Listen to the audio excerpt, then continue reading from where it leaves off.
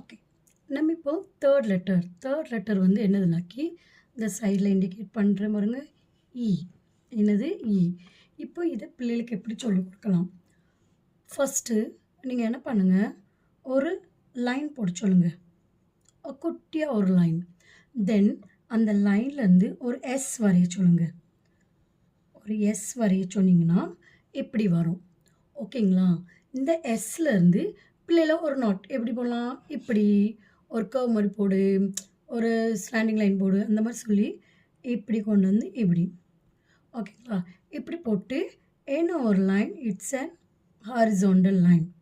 ஓகேங்களா? First standing line ஒரு vertical line நீங்கள் சொல்லிக் கொடுக்கலாம். தென் அதுக்கப்புறம் ரைட் லெட்டர் எஸ் சொல்லலாம். ரைட் லெட்டர் எஸ் சொன்ன பிறகு அதுலேருந்து ஒரு லைன் கீழே இழுங்கம்மா.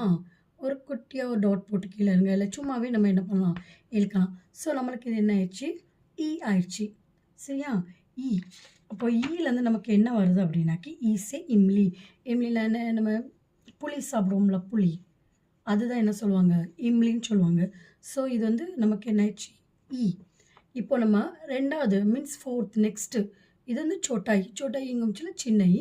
இதுக்கு அடுத்தளவில் நீங்கள் இ பண்ணும்போது அதுவும் இதே மெத்தட் தான். ரைட் ஒன் லைன், தென் ரைட் எஸ்,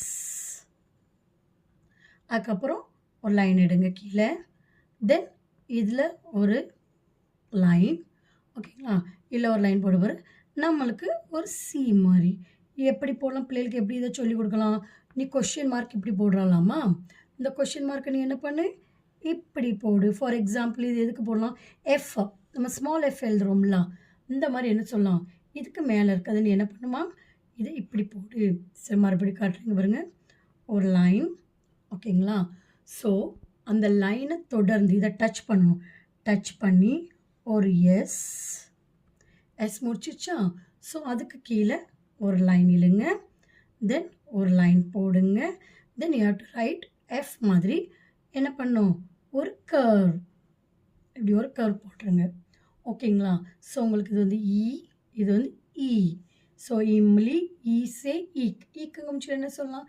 சுகர் கேன். ஈக்கு நம்ம கரும்பு சாப்பிடுவோம்ல, பெரிய கரும்பு, அதுதான் என்னது? ஈக்.